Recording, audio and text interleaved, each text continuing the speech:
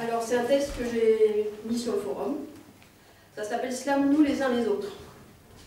Dans le silence de la nuit, alors que tous les chats sont gris et que le monde est endormi, moi je couche mon ennui sur un cahier et me confie. Les mots se jettent dans l'arène, car ma plume connaît ma peine. Elle se lâche en souveraine pour que je sois plus sereine et m'éviter les migraines.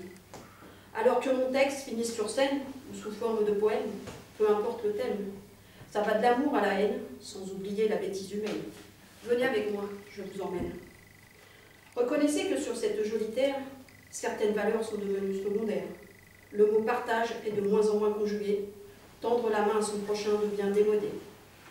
Faut arrêter de nous la faire à l'envers. Je trouve pas normal que des frangins cet hiver, sur le trottoir, sont encore abandonnés, dans le froid, la faim, l'absence d'humanité. Désolée, je refuse de me taire. J'ai jamais supporté la muselière. Alors je vais faire une liste, un résumé, en essayant de ne pas trop vous saouler. Il y a les mômes qui meurent à la guerre, et ceux qui y perdent sœurs ou frères. Je sais que ça a toujours existé, mais que voulez-vous, j'ai du mal à le digérer. Dans le silence, oh, il y a une erreur.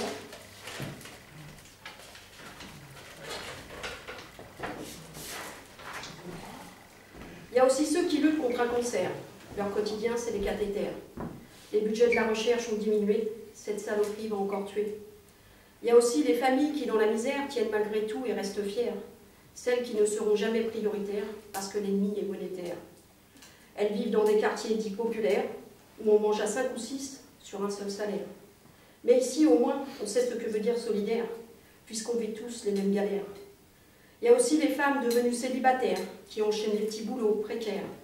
3 à 4 heures de transport, super, pour passer des articles de moins scannés. Et puis ces anciens qui sont seuls et espèrent qu'avant que ne s'éteigne définitivement la lumière, ils pourront dire à l'aide-soignante et à l'infirmière que pour eux, elles ont été des mères.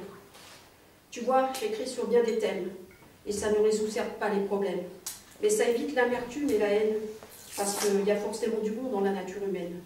Alors à la vie, à la mort, moi, je vous slème.